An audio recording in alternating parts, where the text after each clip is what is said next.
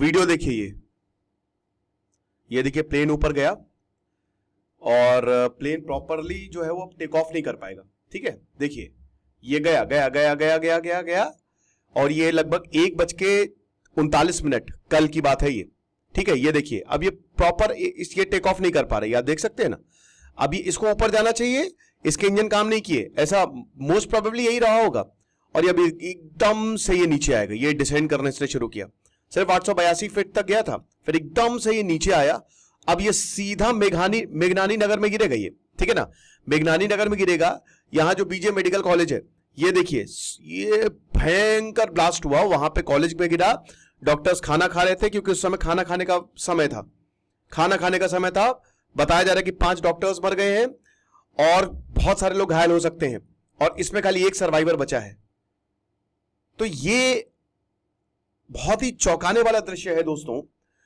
और सैम सलापोर ये एक इंजीनियर हैं, पिछले साल 17 अप्रैल को हेडिंग हुई, कुछ नहीं हुआ, वो विसल ब्लोअर। उन्होंने बोला था कि बोइंग जो है वो बोइंग एयरक्राफ्ट जो अमेरिका बना रहा है उसमें जो पार्ट्स यूज किए जा रहे हैं बहुत ही बेकार है। वो मैंने लेक्चर कवर भी किया था, वो बीच से टूट सकता है। पिछले साल एक घटना हुई थी दोस्तों, अलास्का में बोइंग जा रहा था, विंडो उखड़ गई बीच, समझ रहे ना कि बीच वो रास्ते में विंडो उखड़ गई हवा में। तो हम बात करेंगे दोस्तों, आज बहुत जबरदस्त एनालिसिस करेंगे कि आखिरकार ये जो हुआ इसका जिम्मेदार कौन है, और बहुत सारी चीजों पर हम बात करेंगे। तो मेरा ये दूसरा लेक्चर है, थोड़ा हम टेक्निकल डिटेल्स पे जाएंगे। आशा करता हूं आप सब बहुत अच्छे होंगे। मेरा नाम है सिद्धांत अग्निहोत्री, स्टडी ग्लोस पे आपका बहुत बहुत स्वागत है। पहले कुछ फोटोज देखिए, ये देखिए ये उस जगह गिरा है, उस मेस एरिया में गिरा है जहां पे डॉक्टर्स खाना खा रहे थे, कैंटीन में। कल मैंने बोल दिया था वो मेडिकल हॉस्टल है, आई एम रियली सॉरी, ये मेस एरिया था, कैंटीन थी ये, ठीक है ना। और दोस्तों तस्वीरें और वीडियोस कुछ ऐसे हैं कि क्या बताइए, जस्ट पहले की तस्वीर है एरोप्लेन के अंदर। कुछ फेक वीडियो भी वायरल हो रहे हैं कि लाइव कोई रिकॉर्डिंग कर रहा है, क्रैश से पहले ऐसा कुछ भी नहीं हुआ है दोस्तों, फेक वीडियो, पुराना वीडियो, नेपाल का वीडियो है वो, ठीक है ना। ऐसा क्रैश से पहले किसी ने लाइव रिकॉर्डिंग नहीं की है, आपको बता दूं, तो इसमें मत पड़िएगा। ये देखिए प्लेन के पहिए, प्लेन के पहिए, और देखिए ये हालत देखिए, ये मेस एरिया पूरा। यहाँ पे बता रहे थे कि 60 से 80 डॉक्टर्स तो खाना खाने आए थे, और ऐसी तस्वीरें, जली हुई बॉडीज हर जगह, मतलब बहुत ही दर्दनाक मंजर है। तो चलिए हम बात करते हैं। लेकिन दोस्तों आपको बता दूं कि हमारा डार्क साइकोलॉजी के कोर्स की आज आखिरी दिन है, today is the last day. अब इसके बाद 3-4 महीने बाद सेल आएगी, ये कोर्स 1000 रुपए का हो जाएगा। तो आज हम इस कूपन कोड को बंद कर देंगे। पॉजिटिव कूपन कोड यूज करना अगर आप मैनिपुलेशन से बचना चाहते हैं, persuasion, influence, mind games, positive तरीके से खेलना चाहते हैं, एक्सप्लॉइटेशन, आपने देखा ना सोनम रघुवंशी वाला केस, तो ये कोर्स आप अवेल करें, मात्र 500 रुपए का है। साइकोलॉजिस्ट डॉक्टर मयूरिका दास ने इसको बताया है और डिस्क्रिप्शन और कमेंट बॉक्स में लिंक दिया है। तो सबसे पहले तो हम ये देखते हैं कि आखिरकार अमेरिका में ये बोइंग बन रहा है। अब पहले तो हम इसको समझते हैं, अमेरिका की मोनोपोली है, ठीक है ना। वर्ल्ड वॉर 2 के दौरान विलियम बोइंग, वैसे तो राइट ब्रदर्स ने एरोप्लेन बनाया, बट विलियम बोइंग ने जो है ये कहा पैसे दीजिए हम प्लेन बना के तैयार कर देंगे। तो वर्ल्ड वॉर 2 के दौरान दोस्तों अमेरिका ने खूब भर भर के पैसे दिए, और वर्ल्ड वॉर 2 के दौरान ही ये पता चला कि हमको प्लेन्स की बहुत ज्यादा जरूरत है। तो पहले तो खाली मिलिट्री के लिए प्लेन्स बनाए जाते थे, बाद में कमर्शियल प्लेन्स भी बनने लगे। तो अब उसके बाद क्या है कि 20 साल बाद 1960s में हम ये देखते हैं कि बोइंग आ गया। अब ये बहुत बड़ा एरोप्लेन था ये, ठीक है ना। उसके बाद फ्रांस ने अपना एयरबस निकाला। अभी यही 2 देश है बस। इंजन भी जीई इलेक्ट्रिक, भारत ने खूब सारे पैसे दिए इंजन के लिए, अभी तक डिलीवरी नहीं हुई है। भारत दिमाग खराब कि भैया पैसे ले ले, डिलीवरी कब करोगे। तो अमेरिका और फ्रांस यही दोनों कंट्रोल करते हैं पूरी एविएशन इंडस्ट्री को। आप ये मान के चलिए, अमेरिका की फेडरल एविएशन जो अथॉरिटी है उसने अगर बोल दिया, उसने अगर पूरी दुनिया में किसी के प्लेन को बोल दिया खराब है, चाहे जितना भी अच्छा प्लेन हो। चाइना ने एक बहुत बढ़िया प्लेन निकाला था, कनाडा ने बॉम्बार्डियर निकाला था जो ट्रेन चलाती है, एफएए ने बोल दिया, और यूरोपियन एविएशन एजेंसी ने बोल दिया खेल खत्म। क्योंकि ये लोग लॉबिंग करते हैं। एक प्लेन को बनाने में $35 बिलियन खर्च होते हैं, लाखों लाखों करोड़ों रुपए का प्लेन आता है ये। आप समझ रहे हो, $1 बिलियन में 8000 करोड़ होते हैं, उस हिसाब से आप कैलकुलेट कर लीजिए। इतना ज्यादा पैसा आता है, पैसा लगता है। और अमेरिका ने लॉबिंग का मतलब ये है कि ये कंपनी जो है ना वो पॉलिटिशियंस को पैसा देती है, इनके ऊपर कोई कार्रवाई नहीं हुई। पिछली बार इनके एक इंजीनियर ने बोला था कि जो बोइंग में मटेरियल इस्तेमाल हो रहा है बहुत ही सस्ते इस्तेमाल हो रहे हैं, विसल ब्लोअर था, लेकिन किसी ने इसकी बात पे ध्यान नहीं दिया और कोई कार्रवाई नहीं हुई। नेटफ्लिक्स पे बहुत अच्छी डॉक्यूमेंट्री आप देखिएगा। अमेरिका के प्लेन मेकर बोइंग ने बोला है कि हम एयर इंडिया को सपोर्ट करेंगे, जो डेडली क्रैश हुआ है, बोला कि ठीक है हम इन्वेस्टिगेशन करेंगे, है ना। 12 जून को जो लंदन 242 लोग थे, देखिए बोइंग के 3 वेरिएंट आते हैं, जो ये वाला बोइंग है ना, इसको 2011 में बनाया गया, और बोइंग 787 जो अभी क्रैश हुआ है 7878, ये जो बोइंग है इसमें 248 लोग बैठ सकते हैं। फिर आता है 7879, इसमें 300 के करीब लोग बैठ सकते हैं। फिर आता है और बड़ा 7810, जिसमें 350 के करीब लोग बैठ सकते हैं। तो बड़े प्लेन है और बहुत ही बकवास यार मुझे तो, क्योंकि बीच में 3 सीट, साइड में 3 सीट, साइड में 3 सीट, तो 9 सीट का ऐसा वर्टिकल मतलब हॉरिजॉन्टल अरेंजमेंट होता है।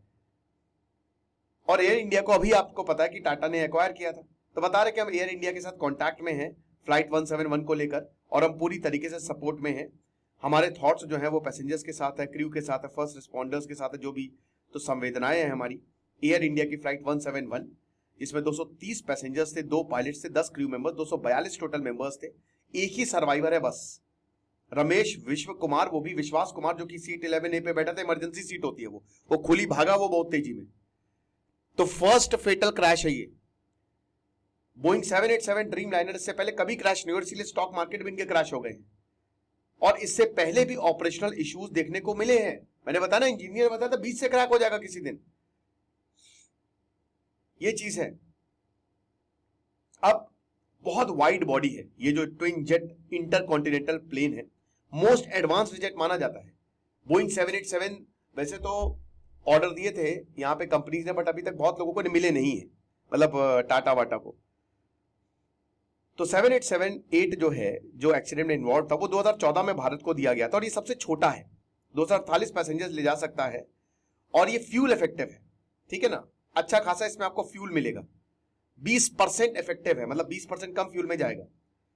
और 2 चॉइसेस होती हैं इसमें, 2 तरीके के इंजन होते हैं। एक तो जीई एयर स्पेस 787 देता है, और जो इंजन क्रैश हुआ, ठीक है, वो जीई ने सप्लाई किया था।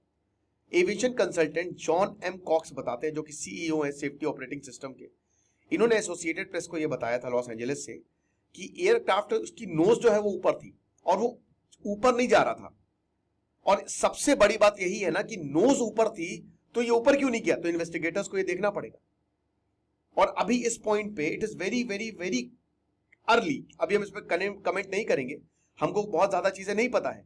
But 787 extensive flight data monitoring करता है, समझ रहे हो। तो एक बार हमको जब रिकॉर्डर मिलेगा, ब्लैक बॉक्स मिलेगा, तो चीजें पता चल जाएंगी। बोइंग ने अभी तक लगभग 2500 प्लेन्स बेचे हैं 787 की बात करें, जिसमें 47 तो एयर इंडिया को बेचे हैं। 1189 जेट्स जो है वो एयरलाइनर्स या फिर उससे कम अभी तक, लेकिन प्रोडक्शन डिलेज हैं। बात यह है कि यहां पे ऑर्डर दे दिया गया है, पैसा ले लो, पैसा खूब दिया गया है, लेकिन डिले है। प्लेन इतनी जल्दी थोड़ी ना बनता है, प्लेन के अलग अलग पार्ट्स अलग अलग जगह से बन के आते हैं। तो अब जाहिर सी बात है कि आपके ऊपर प्रेशर है डिलीवरी का, कि अभी आपको देना है, मैं आपको पैसा दूं एडवांस में और आप मुझे प्लेन ना डिलीवर करें। ये इनके साथ प्रॉब्लम है, अभी तक इंजन की प्रॉब्लम है। भारत को भी अभी तक ड्रीम लाइनर्स नहीं मिले, जो और ज्यादा चाहिए। तो भाई इनके ऊपर प्रेशर है, इसकी वजह से क्या है, कह रहे जो भी पार्ट लगा के बस बेच डालो उठा के। अब ऐसा भी नहीं है कि कोई सेफ्टी नॉर्म्स फॉलो नहीं किए जाते हैं, बट आप देख सकते हैं, क्योंकि अभी जो रिसेंट क्रैशेस हुए हैं ना, इसमें ये बोइंग के एयरक्राफ्ट है। 787 ने 2011 में, आज से लगभग 14 साल पहले जो है वो उड़ा, और उसके बाद उसी दौरान उसी साल जो है ये कमर्शियल एयरलाइन बन गया। ये चीज है, रेंज और एफिशिएंसी बहुत ही बढ़िया है, हर किसी ने इसको खरीदा। जो इंडिगो यूज करती है वो फ्रांस का एयरबस है, छोटा A380, उसमें कम लोग आ सकते हैं, ठीक है, बहुत ज्यादा लोग नहीं आ सकते, आधे से आधे आप मान के चलिए 100-150 के करीब, लेकिन इसमें दुगने आ सकते हैं। 787 जिस तरीके से बना है ना, बहुत बड़ा प्लेन है, बहुत ही हैवी प्लेन है ये। और इसमें असेंबली जो है वो वॉशिंगटन में होती है, नॉर्थ चार्ल्सटन में होती है, साउथ कैरोलिना में होती है। लेकिन इससे पहले भी दोस्तों प्रीवियस इंसिडेंट हुए। जुलाई 2013 में इथियोपियन एयरलाइन 787 उसको आग लग गई, ग्राउंड पे आग लग गई, वो भी लंदन हीथ्रो एयरपोर्ट, जो कि सबसे बड़ा लंदन का एयरपोर्ट है। बाद में बताया गया कि शॉर्ट सर्किट हुआ था। शॉर्ट सर्किट हुआ था, क्या हुआ था, देखिए मैंने क्या बताया, लोग लॉबिंग करते हैं, तो इनके ऊपर जो है वो कार्रवाई आप ना के बराबर मानिए। 2013 में रेगुलेटर्स ने ग्लोबल 787 फ्लीट को ग्राउंड कर दिया था, नीचे उतार दिया था। क्यों? लिथियम बैटरीज ओवरहीट हो गई थी। लिथियम बैटरीज की काफी ज्यादा इश्यू देखने को मिलते हैं, जो डिटेल्स आ रही है ना सामने। जापानीज प्लेन्स, 2 जापानी प्लेन, एक टोक्यो में एक बॉस्टन में, ठीक है ना, और उसके बाद डिजाइन में चेंजेस हुए। पिछले साल मार्च में दोस्तों 50 लोग घायल हो गए थे। ये मैंने, यही जो मैं आपको बता रहा हूं कि LATAM, LATAM मिड फ्लाइट, ये सिडनी से ऑकलैंड जा रहा था, ठीक है, और एकदम से वो नीचे आ गई, एकदम से सेम चीज। इन्वेस्टिगेटर्स ने वही की, फॉरवर्ड मूवमेंट हुआ था पायलट सीट की, ये सब बोला। तो भैया फ्रेश स्क्रूटनी की जरूरत है, बोइंग को देखने की जरूरत है, प्रॉपर इन्वेस्टिगेशन। क्योंकि देखिए कितने लोग मर गए, इनको क्या है, ये लोग पैसा देके निकल जाएंगे, फिर यहां पे हादसा हो जाएगा। 2 डेडली क्लैशेस 737, बोइंग 737 जो बनाता है उसके देखने को मिले, 787 के लिए पहला है। एक 2018 में और 2019 में 346 लोग मारे गए थे। ये चीज है। कंपनी अभी रिकवरी मोड पे है 6 साल से। लायन एयर फ्लाइट 610 जो कि बोइंग 737 मैक्स 8 है, वो जावा सी में गिर गया, इंडोनेशिया। जैसे ही वो टेक ऑफ हुआ, इंडोनेशियन एयरलाइंस तो काफी 2019 में आपको याद होगा 189 लोग मार दिए गए। जकार्ता में गिर गया, वो समुद्र में गिर गया, अभी तक नहीं मिला। Ethiopian airline flight 302 Boeing 737 max 8, वो एडिस अबाबा में गिर गया जैसे ही टेक ऑफ किया। तो टेक ऑफ करके गिरना इनकी आम बात है। ये प्रॉब्लम है बोइंग की। 157 पैसेंजर्स मारे गए हैं। पिछले महीने इन्होंने एक डील साइन की थी अमेरिका के जस्टिस डिपार्टमेंट के साथ कि क्रिमिनल रिस्पॉन्सिबिलिटी जो है उससे हम तुमको निजात दिला देंगे। न्यूयॉर्क टाइम्स की बात करें तो बोइंग अभी तक एडमिट नहीं कर रहा है, बता दें, ना इसने फाइन दिया है, या कई बार फाइन देके निकल जाता है। अप्रैल 2024 में, पिछले साल, इनके अमेरिका के जो फेडरल एविएशन एडमिनिस्ट्रेशन है, बोला कि जो बोइंग इंजीनियर ने, जो मैंने आपको बताया था, जो विसल ब्लोअर, उसकी हम बात करेंगे, उसकी हम जांच करेंगे, लेकिन उसमें भी अभी तक कुछ खास बात आगे बढ़ी नहीं है। और उसके बाद जो ट्रेजेडी हुई है, बताइए, 230 पैसेंजर्स में, मतलब सब मर गए ना। टाटा ने बोला है कि हम 1 करोड़ रुपए देंगे, लेकिन the most haunting part is not an accident and it isn't the wreckage, it's what happens after. इसके बाद क्या होगा? एक मां को अपने बच्चे को अकेले रेस करना पड़ेगा। उसका बाप चला गया, उसका बाप चला गया। जो बाप अपने बच्चे के साथ खेलता था वो गया, एक पूरा परिवार खत्म हो गया। आप समझ रहे हो? एक एविएशन स्टूडेंट था, उसको लग रहा था कि यार मैं बहुत अच्छा करियर बनाऊंगा, वो मर गया। उनके बारे में कौन बात करेगा? 3-4 दिन में ये चीजें सबसाइड हो जाएंगी, बट उनके लिए तो पूरी जिंदगी का ट्रॉमा हो गया।